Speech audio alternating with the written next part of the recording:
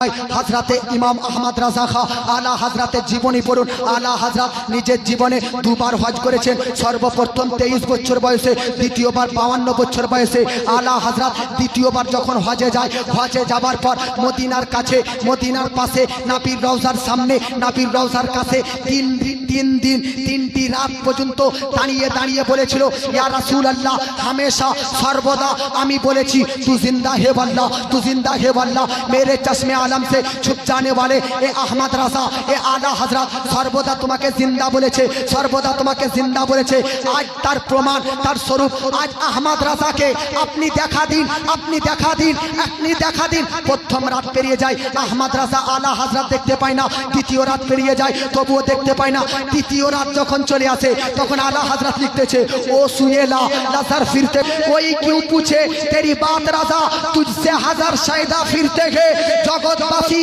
তৃতীয় রাত্রিতে আলা হযরত নিজেকে নতশিরতা অবলম্বন করে এমন ভাবে নাচ পরিবেশন করেছিলেন যে সচক্ষে চামড়ার চোখে নবীকে মদিনাতে দেখে নিয়েছিলেন। সুবহানাল্লাহ, সুবহানাল্লাহ। আলা হযরত নবীকে দেখেছে। শুধু তাই নয়, খাজা গরিব নামাজের জীবনী পড়ুন। গরিব নামাজ মদিনাতে সালাম নবীকে দিয়েছে, আসসালামু আলাইকা ইয়া রাসূলুল্লাহ। তো নবীর কবরের ভিতর থেকে আওয়াজ এসেছে, ওয়া আলাইকুমুস সালাম ইয়া কুতুবাল আকতাব। হযরতে খাজা গরিব নামাজে সালামের উত্তর পেয়েছে। গাউসে আজমের জীবনী পড়ুন। গাউসে আজম বড় পীর আব্দুল কাদের জিলানী তিনিও তিনার সালামের উত্তর কবরের ভিতর থেকে পেয়েছে। ইমামে আজম আবু হানিফার তিনার জীবনী পড়ুন। ইমামে আজম আবু হানিফা তিনিও নবীর রওজাতে সালাম দেওয়ার পর রওজার ভিতর থেকে সালামের উত্তর পেয়েছে। তো বেরাদার, ইতিহাসের মধ্যে পাতায় পাতায় লিপিবদ্ধ রয়েছে, আসমান জমিন হতে পারে, জমিন আসমান হতে পারে, কিন্তু কখনো এই কথাটা মিথ্যা নয়। সমস্ত নবী নিজ নিজ কবরের মধ্যে জিন্দা রয়েছে। সুবহানাল্লাহ, সুবহানাল্লাহ। তো 12 রবিউল আউয়ালে দেওবন্দিরা বলে যে নবী তো ইন্তেকাল করেছে, তাহলে সেই দিন তোমরা ইন্তেকাল দিবস কেন পালন করো না, জন্ম দিবস কেন? তো তাদের উত্তর এটা যে আমাদের নবী জিন্দা, আর জিন্দা ব্যক্তিদের জন্য জন্ম দিবস পালন করছি। জোরে বলেন। 2 নম্বর উত্তর, যত বড় বড় মুহাক্কিক সুবুলুল হুদা ওয়ার রাশাদ, দালাইলুন নবুওয়া, উয়ুনুল আসার, মাদারিজুন নবুওয়াত, হ্যাঁ, মুস্তাদরাক লিল হাকিম, এই বড় বড় কিতাবগুলো সার্চ করুন। সব কিতাবে লেখা আছে নবীর ইন্তেকাল 12 রবিউল আউয়ালে নয়, বরং নবীর ইন্তেকাল হচ্ছে রবিউল আউয়াল মাসের 2 তারিখে। কত তারিখে? তবে কিছু আলেম বলেছে যে 12 রবিউল আউয়ালে নবীর ইন্তেকাল, এটা হচ্ছে মুতাকাদ্দিমিন উলামাদের গবেষণা। তবে মুতাআখিরিন উলামাদের আজকে মুআজ্জাজ গবেষণা হচ্ছে এটাই, নবীর ইন্তেকাল 12 রবিউল আউয়ালের দিনে নয়। এমন কি আপনাদেরকে দলিল শরীফ বলে দিই, দলিল স্বরূপ বলে দিই, আমাদের ঘরের কিতাব নয়, আমাদের ঘরের কিতাব নয়, দেওবন্দীদের কিতাব, দেওবন্দীদের গুরু আশরাফ আলী থানভী তার লিখিত পুস্তক নাসরুদ্দীন, এই নাসরুদ্দীনের আজকে 25 নম্বর পৃষ্ঠাতে লেখা আছে নবীর ইন্তেকাল 12 রবিউল আউয়ালে না না না। সুবহানাল্লাহ। কিন্তু একটা কথা আপনাদেরকে বলি, যদিও বা 12 রবিউল আউয়ালে ইন্তেকাল নবীর মানলাম, তবে ইন্তেকাল দিবস আমরা কেন পালন করি না? তার কারণ হচ্ছে কোন দিনে যদি কারো ইন্তেকাল হয়, কারো জন্ম হয়, তো সেই দিনটাকে মনে রেখে সারা জীবন যে ইন্তেকাল দিবস পালন করব তা নয়। এমনটা এটা হাদিসেরও বাইরে। কেন? জুম্মার দিন ঈদের দিন কিনা? জোরে বলেন। কয়েকটা হাদিস কয়েক রকমের ভাষায় নবী বলেছে, ইন্না হাযা ইয়াউমা ঈদিন জাআলাহুল্লাহু লিল মুসলিমিন, জুম্মার দিনকে আল্লাহ পাক মুমিনদের জন্য ঈদ বানিয়েছে। অন্য হাদিস, ইন্না হাযা ইয়াউমা ঈদিল জুমআ, জুম্মার দিনকে আল্লাহ পাক মুমিনদের জন্য ঈদের দিন বানানো হয়েছে। আর একটা হাদিস, আল্লাহর নবী সাল্লাল্লাহু আলাইহি ওয়াসাল্লাম বলেছে, এমন একটা সময় এসেছিল যে ঈদুল ফিতরটা জুম্মার দিনে হয়েছিল। নবীর যুগে জুম্মার দিনে ঈদুল ফিতর হয়েছিল। তখন নবী বলেছেন, ইন্নাহু ফাজইত্তামা আলাইকুম ঈদাকুম, আজ সাহাবী শুনো, তোমাদের মধ্যে দুটো ঈদ জমা হয়েছে, একটা হচ্ছে রোজা রাখার পর এই ঈদুল ফিতর, আর আরেকটা হচ্ছে আজকে জুম্মার দিন, ঈদের দিন। আমি আপনাদেরকে বলতে চাই, বহু হাদিসে পড়বেন জুম্মার দিন ঈদের দিন, জুম্মার দিন ঈদের দিন, কিন্তু আপনি কি মনে রেখেছেন আমাদের আদি পিতা, আমাদের আদি বাপ হযরতে আদম নবীর জন্ম কত তারিখে? হযরতে আদম নবীর জন্ম কোন দিনে? তো শুনেন, হযরতে আদম নবীর জন্ম এই জুম্মার দিনেই হয়েছিল। এই জুম্মার দিনে মিশকাত শরীফের মধ্যে লিপিবদ্ধ রয়েছে। জুম্মার দিন এত বরকতপূর্ণ দিন কেন? তার কারণ 6টা উল্লেখ করেছে, তার মধ্যে একটা হচ্ছে হযরতে আদম নবীর জন্ম এই জুম্মার দিনে। কিন্তু আপনি আরেকটু আগে বক্তব্য শুনেন, হযরতে আদম নবীর জন্ম যেমন জুম্মার দিনে হয়েছে, তেমন আদম নবীর ইন্তেকাল জুম্মার দিনেই হয়েছে। তো জগৎবাসী আদম নবীরও ইন্তেকাল জুম্মার দিনে, জন্ম ও ইন্তেকাল, তো আদম নবীর ইন্তেকাল ও জন্ম জুম্মার দিন হয়েছে, তবুও ইন্তেকাল দিবস পালন করি না, জুম্মার দিনকে ঈদই বলে মানি। তাহলে কেন 12ই রবিউল আউয়ালে যদিও বা নবীর জন্ম দিবস হয়, ইন্তেকাল দিবস হয়, তবুও আমরা জন্ম দিবসকে পালন করে হাদিসের প্রতি আমল করি না? জোরে বলেন। আজ কিছু ব্যক্তি বলেছে, হ্যাঁ, যে নবী দিবস শুধু এই সুন্নি ভারতে মানায়। এদের কথাতে কি বেরাদার নবী দিবস, নবীর জন্ম দিবস বন্ধ হবে? জোরে বলেন। পুরো পৃথিবীর মধ্যে 57টি কান্ট্রিতে মুসলমান বাস করে, তার মধ্যে একটা কান্ট্রি হচ্ছে বেরাদার মিল্লাত ইসলামিয়া, এই ভারত।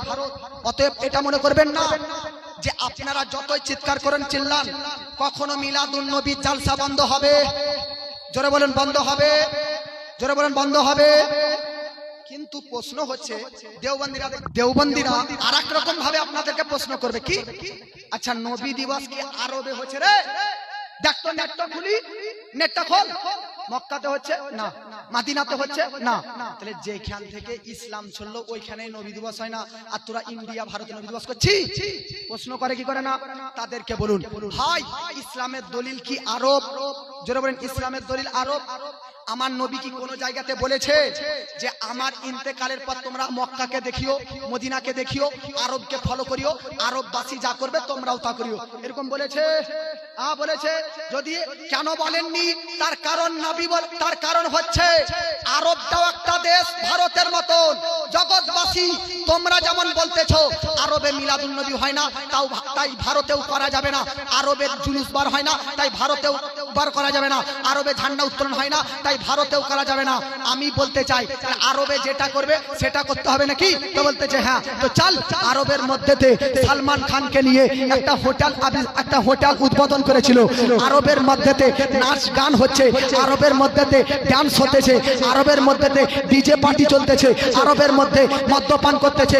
জগৎবাসী আপনি কি ফতোয়া দিতে পারবেন আরবের মধ্যে মদ পান করতেছে তার মানে ভারতে মদ খাওয়া যায় না? আরবের মধ্যেতে সুদ খায় তার মানে ভারতে সুদ খাওয়া যায় না? আরবের মধ্যেতে মুআজ্জাজ সামাইন کرام কত পাপের কর্ম হচ্ছে, তার মানে এখানে খাওয়া পাপের কর্ম করা যাবে না? বুকারা আপনাদেরকে বুকা বানাতে পারে, কিন্তু সুন্নি আলেম ওলামার কাছে একজনও টিকবে না। শুনেন জগৎবাসী, এদেরকে প্রশ্ন করুন, আরব ইসলামের দলিল নয়, ইসলামের দলিল আরব নয়, মক্কা নয়, মদিনা নয়।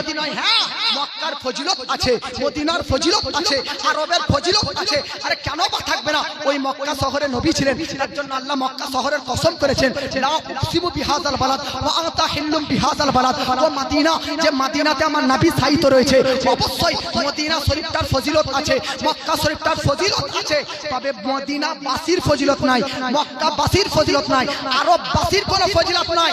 আমার নবী ইন্তেকালের সময় গোটা জগৎবাসীকে কি বলে গিয়েছেন? শুনেন কি বলে গিয়েছিলেন? তো আমার নবী কি বলে গিয়েছেন? কানজুল উম্মাল, কানজুল ইমান, বহুত বড় হাদিস শাস্ত্রের কিতাব আমি পড়েছিলাম মালদা জেলার কালিয়াচকের আলিপুর মাদ্রাসাতে। ওই মাদ্রাসাতে এই কানজুল উম্মাল এই কিতাবটা হাদিস শাস্ত্রের কিতাব আমাদের ভারতে খুব কম জায়গায় পাওয়া গিয়েছিল, তাই মিশর থেকে একে আনা হয়েছিল। ওই কিতাবের মধ্যে যে হাদিসটা পাঠ করতে যাচ্ছি বারবার উল্লেখিত রয়েছে কি আমার নবী ইন্তেকালের সময় বলেছিল, ইন্নী তারিকুন ফিকুমুস সাকালাইন, শোনো সাহাবী, আমি তোমাদের মধ্য থেকে কিছুদিনের পর চলে যাব, ইন্তেকাল করব।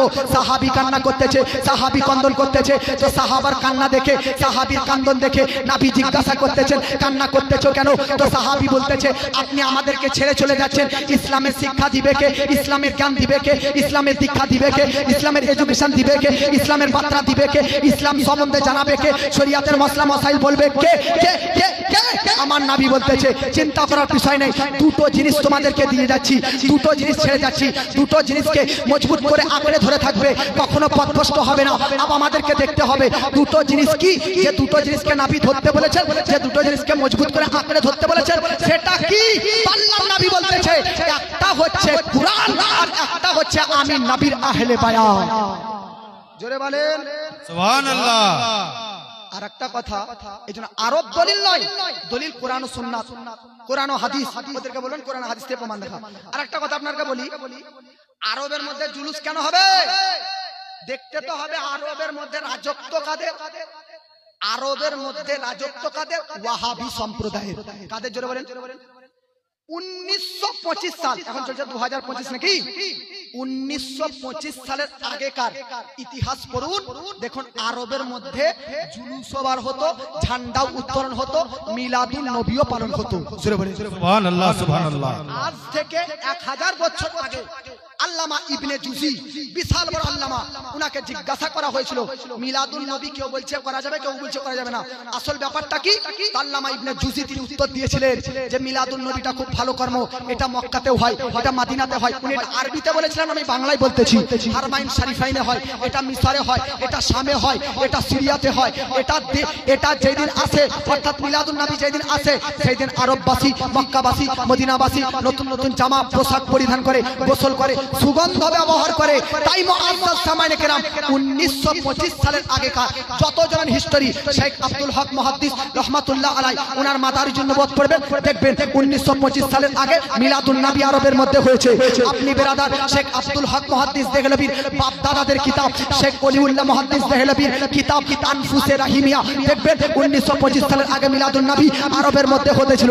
জগৎবাসী আপনাদেরকে বলতে চাই, আমার নবীর যুগের পরে হযরতে হাসান বাসরি, ইমাম হাসান বাসরি, যিনি নিজে নবীর একটা স্ত্রী উম্মে সালমা দুধ পান করেছে, এত বড় আল্লাহর বলি হযরতে হাসান বাসরি বলেছে, আমার কাছে যদি উহুদ পাহাড়ের মতন পাহাড় থাকতো তো মিলাদুন নবীতে খরচা করে দিতাম, মিলাদুন নবীতে খরচা করে দিতাম। হযরতে জুনাইদ বাগদাদি বলেছেন, মিলাদুন নবীকে যে সম্মান করলো, যে রিসপেক্ট করলো, যে কিয়াম করলো, নবীর প্রতি দরুদ প্রেরণ করলো, সে ব্যক্তি সফল হয়ে গেল। হযরতে মারুফ কারখি আল্লাহর বলি, তিনিও মিলাদুন সম্পর্কে আলোচনা করেছেন। যত বড় বড় আল্লাহর ওলি পৃথিবীতে গিয়েছেন, সবাই মিলাদুন নবী করেছেন এবং এটাকে মুস্তাহাব আমল বলেছেন।